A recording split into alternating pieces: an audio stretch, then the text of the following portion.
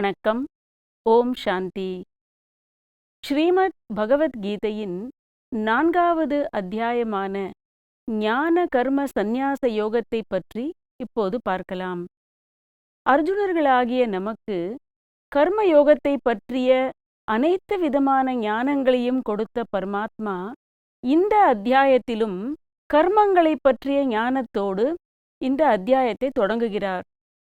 பரமாத்மா ஞான நிதி, பாக்யத்தின் வள்ளலான பரமாத்மா ஞான சஞ்சீவனியான கீதையை நமக்கு கொடுத்து அதை ஒரு கண்ணாடி போல் நம் முன் வைத்து நமக்குள் இருக்கக்கூடிய குறை நிறைகளை சரிவர காண நமக்கு உதவி செய்கிறார்.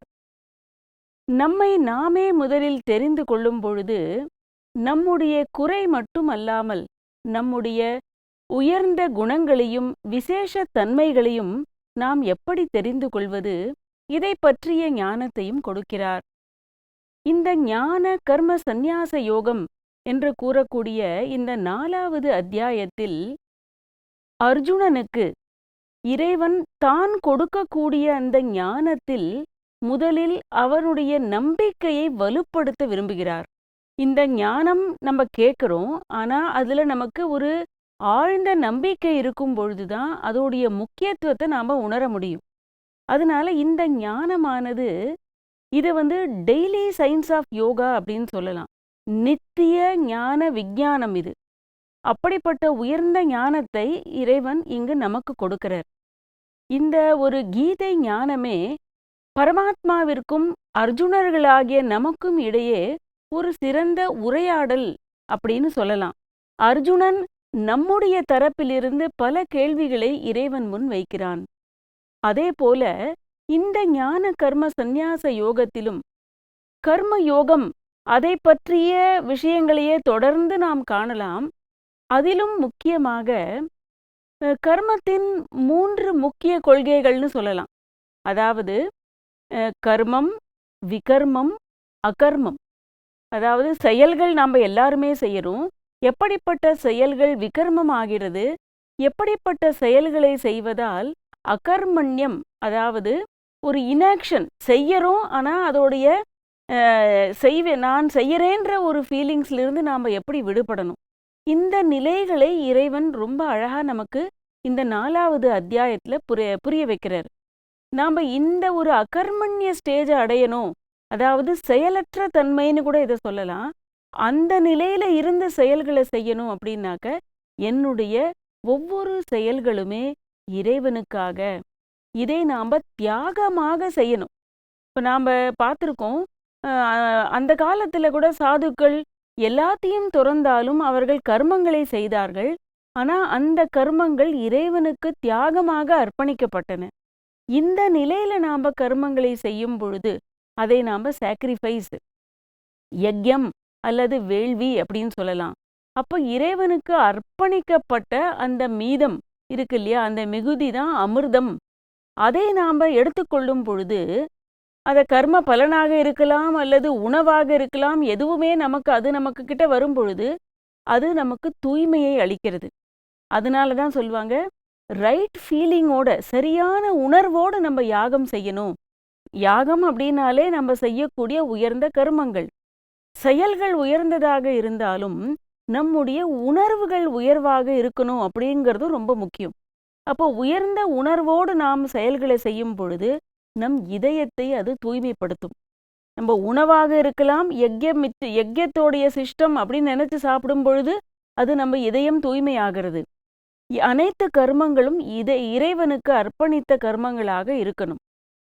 அப்போ இப்போ நம்ம இதுக்கு முன்னாடி நம்ம பார்த்தோம், அர்ஜுனனுக்கு பரமாத்மா விகாரங்களிலிருந்து எப்படி வெளிப்படுறது, அதிலிருந்து நாம் எப்படி விடுபடணும், அதிலிருந்து வெளியில எப்படி வரணுங்கிறதுக்கு பல விஷயங்களை இதில் சொல்றார். அப்போ முதல்ல ஞானம் கொடுக்கறதுக்கு முன்னாடி மனதிற்குள்ள இருக்கிற விகாரங்களை நீக்கினாதான் மனம் தூய்மை அடையும். மனம் தூய்மை அடையும் பொழுதுதான் நாம் ஞானத்தை கேட்பதற்கு தயாராகிறோம். அப்போ அதற்கான வழியும் இங்க இறைவன் சொல்லிட்டே வர்றார். இப்ப அடுத்ததா பகவான் அர்ஜுனனுக்கு என்ன சொல்றார் அப்படின்னா, பகவானுவாச்ச இமம் விவஸ்வதே யோகம் புரோக்தவானஹமவ்யயம். இமம் விவஸ்வதே யோகம் புரோக்தவானஹமவ்யயம். விவஸ்வான் மனவே ப்ராஹ மனுரிக்ஷ்வாகவே ப்ரவீத். விவஸ்வான் மனவே ப்ராஹ மனுரிக்ஷ்வாகவே ப்ரவீத். பகவான் உவாச்ச, இங்க இறைவன் பேச தொடங்குறார். என்ன சொல்றார் அப்படின்னாக்க, இமம் விவஸ்வதே யோகம், இப்படிப்பட்ட உயர்ந்த ரகசியமான இந்த யோகம், இப்படிப்பட்ட ஞானத்தை, யோகத்தோடைய இந்த சயின்ஸ், இந்த ஞானத்தை நான் முதல்ல விவஸ்வான் சூரியனுக்கு கொடுத்தேன். அடுத்தது சூரியன் மனுவிற்கு கொடுத்தார். இந்த மனு அப்படின்னாக்க ஃபர்ஸ்ட் ஹியூமனிட்டியோட முதல் மனிதனே மனு அப்படின்னு சொல்லுவாங்க. ஸோ மனுவிற்கு கொடுக்கப்பட்டது இந்த ஞானம். மனுவானவன் இக்ஷ்வாகுவிற்கு இந்த ஞானத்தை கொடுத்தான். இதை பாருங்க, சூரியனுக்கு நான் ஞானம் கொடுத்தேன்னு பரமாத்மா அர்ஜுனன் முன்னாடி நின்றுக்கிட்டு இந்த விஷயத்த சொல்றார். அப்போ இதை கேட்கும் பொழுது நமக்கு ஒரு கேள்வி வரலாம். இறைவன் இப்ப நம்ம கிட்ட பேசிட்டு இருக்காரு, நான் முதல்ல இந்த ஞானத்தை யாருக்கு கொடுத்தேன், பிறகு இன்னொருத்தருக்கு மனு வந்து இக்ஷ்வாகுவுக்கு கொடுத்தார். அப்ப சூரியன் என்பது ஒரு நபரா அப்படின்னா, சூரியன் பிரகாசம், ஞானம் பிரகாசம்தான். சூரியனுக்கு ஞானத்தை கொடுத்தேன் அப்படின்னாக்க, ஞான நிதியான பரமாத்மா இந்த முழு உலகத்திற்கும் ஒளியை கொடுப்பதற்காக சூரியனுக்கு ஞானத்தை கொடுத்தேன் அப்படின்னு சொல்றார். சூரியன் அப்படின்னா ஞான சூரியன் மூலமாக இந்த சிருஷ்டியில ஞானம் வந்தது. எப்படி ஒரு விளக்க போட்டாக்க எந்த வித்தியாசமும் இல்லாம எல்லா இடத்துலையும் பரவறதோ, அதே போல இந்த ஞான சூரியன் இந்த சிருஷ்டியில வந்து ஞானத்தை கொடுக்கும் பொழுது அது எல்லா இடத்துலையும் பரவறது. அதை தான் பகவான் சூரியனுக்கு ஞானத்தை கொடுத்தேன் அப்படின்னு சொல்றாரு. ஆனா இந்த கீதைய உரைகள் எழுதுறவங்க பல பேர் வந்து இதை பல விதமாக இன்டர்பிரேட் பண்ணிட்டாங்க. அப்ப சூரியன்கிறது சில பேர் ஒரு தேவதையாக கூறியிருக்காங்க, சில பேர் ஒரு மனிதரா இன்டர்பிரேட் பண்றாங்க.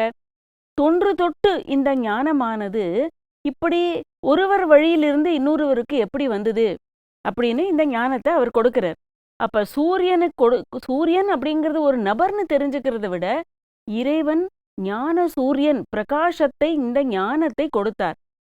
அப்போ அர்ஜுனனை போருக்கு தூண்டுறதுக்காக மட்டும் இவ்வளோ உயர்ந்த ஞானம் கொடுக்கப்படல.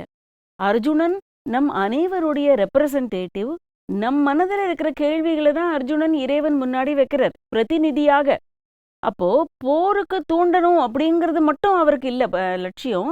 ஞானத்தை கொடுத்து மனதை தூய்மையாக்குற லட்சியத்தோடு தான் பரமாத்மா இந்த ஞான கர்ம சந்நியாச யோகத்தை கொடுக்கிறார்.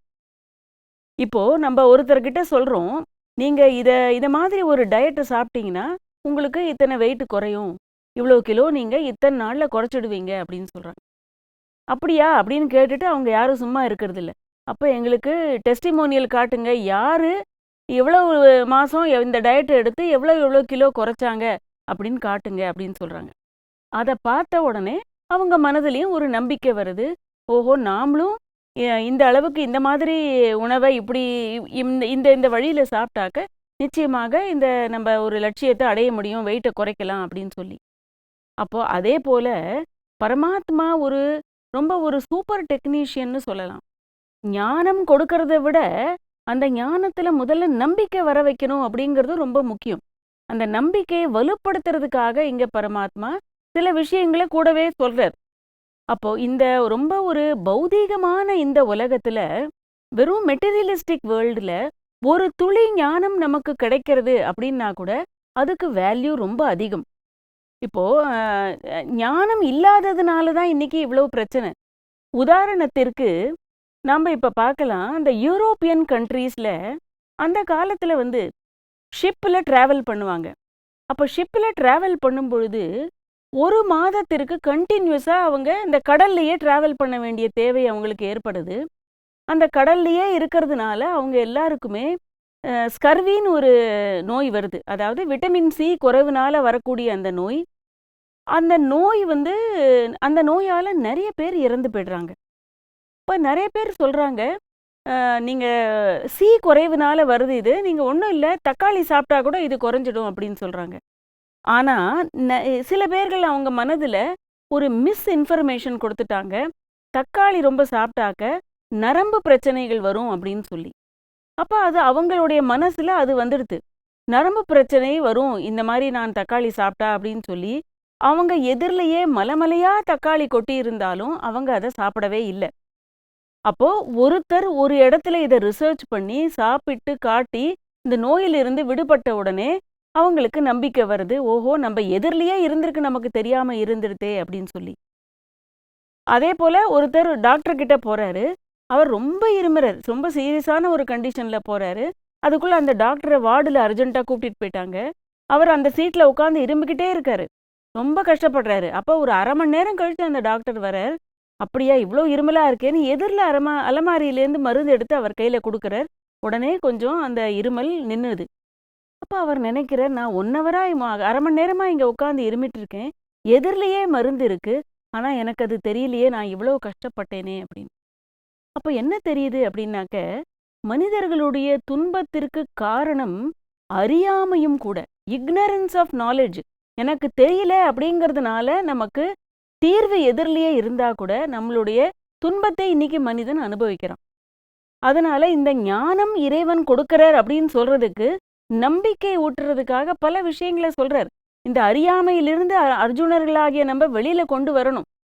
அப்போ அதுக்கு இன்னும் எப்படி சொல்லலாம் அப்படின்னு பார்த்தா, இந்த இக்ஷ்வாகு சூரியனுக்கு கொடுத்தேன், சூரியன் மனுவிற்கு, மனு இக்ஷ்வாகுவிற்கு.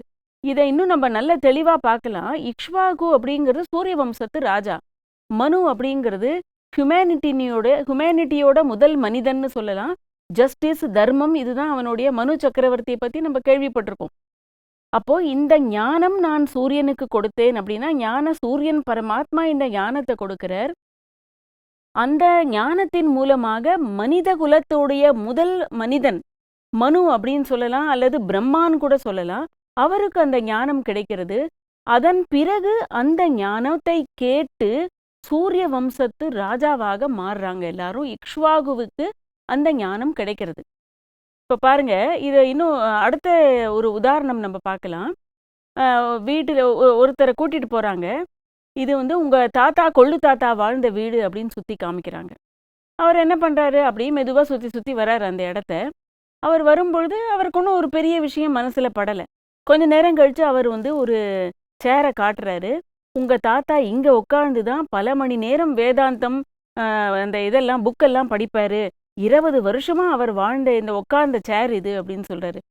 பல வருஷமா அவர் பூஜை பண்ணின இடம்னு ஒரு இடத்த காட்டுறாரு. இப்ப என்ன ஆகுது, அவர் அந்த சேரை ஏற்கனவே பார்த்தாரு. இப்ப பார்க்கும்பொழுது அவருடைய கண்ணோட்டம் சேஞ்ச் ஆயிடுது. அதே மாதிரி அவர் பார்த்த அந்த ஒரு பூஜை ரூம், அதுக்கு வேல்யூ அடிஷன்னு சொல்லலாம். இதை முதல்ல பார்த்ததுக்கும் இப்ப பார்த்ததுக்கும். ஒரு கோவிலுக்கு போறாங்க, ரொம்ப பழைய கோவில். அந்த கோவில்ல போய் அவர் தரிசனம் பண்றார், வணங்குறார். அங்கிருந்து அந்த குருக்கள் வரார். அவர் சொல்றார், உங்களுக்கு தெரியுமாப்பா, இதை பிராண பிரதிஷ்டை பண்ணின பொழுது 1,00,000 பேர் இந்த கும்பாபிஷேகத்துக்கு வந்தாங்கன்னு. உடனே அவர் மனதுல அதோடைய வேல்யூ அதிகரிக்கிறது. ஓஹோ, அப்படியா அப்படின்னு. அடுத்ததா சொல்றார், இங்க இது வரைக்கும் இந்த ஒரு 5 வருஷத்துக்குள்ளேயே இத்தனை லட்சம் பேர் தன்னுடைய ஒரு பிரார்த்தனையை செஞ்சு அவங்களுக்கு பலன் கிடைச்சிருக்கு அப்படின்னு சொல்றார். உடனே இன்னும் அந்த மூர்த்தி மேல அவருக்கு வேல்யூ அதிகரிக்கிறது. இதே போலதான் பரமாத்மா வெறும் ஞானத்தை மட்டும் டைரக்டா கொடுக்காம, இந்த சீக்கிரட்டை நான் உனக்கு சொல்றேன் அப்படின்னு சொல்லி, அதோடைய வேல்யூ அடிஷன் என்ன அப்படின்னா, இது பல வருடம் தொன்று தொட்டு இந்த ஞானமை நான் கொடுத்துட்டு வரேன். இக்ஷ்வாகு, மனு, இவா எல்லாருக்கும் கொடுத்த ஞானத்தை நான் உனக்கு கொடுக்கிறேன். அப்ப அர்ஜுனனுடைய மனதுல அதோடைய வேல்யூ இன்னும் அதிகமாகிறது. ஞானத்தின் மேல இருக்கிற நம்பிக்கை வலுப்படுறது. ஸோ இதே போல நாம ஒரு தினசரி வாழ்க்கையில கூட ஒரு ரொம்ப உயர்ந்த இன்ஃபர்மேஷன் இருக்கு, நாலேஜ் இருக்கு அப்படின்னு சொன்னா அதோடைய வேல்யூ நமக்கு தெரியணும். இறைவன் இவ்வளவு உயர்ந்த ஞானத்தை கொடுத்தாலும் அதோட வேல்யூவை சொல்லி கொடுக்குறார். அப்ப நாம என்ன பண்றோம், ஓஹோ இது இவ்வளவு நல்ல விஷயம் தெரியும், ஆனா அதுக்கு வேல்யூவே கொடுக்கறது இல்லை. அப்போ அந்த நம்பிக்கையை வலுப்படுத்த நமக்கும் தெரியணும். அதனால இதை இறைவன் சொல்றார். அதுக்கு பிறகு சாதாரண விஷயங்களே அதுக்கு பின்னாடி இருக்கிற வேல்யூஸையும் பார்த்து நம்ம கண்ணோட்டத்தை மாத்திக்கணும் நாமளும்.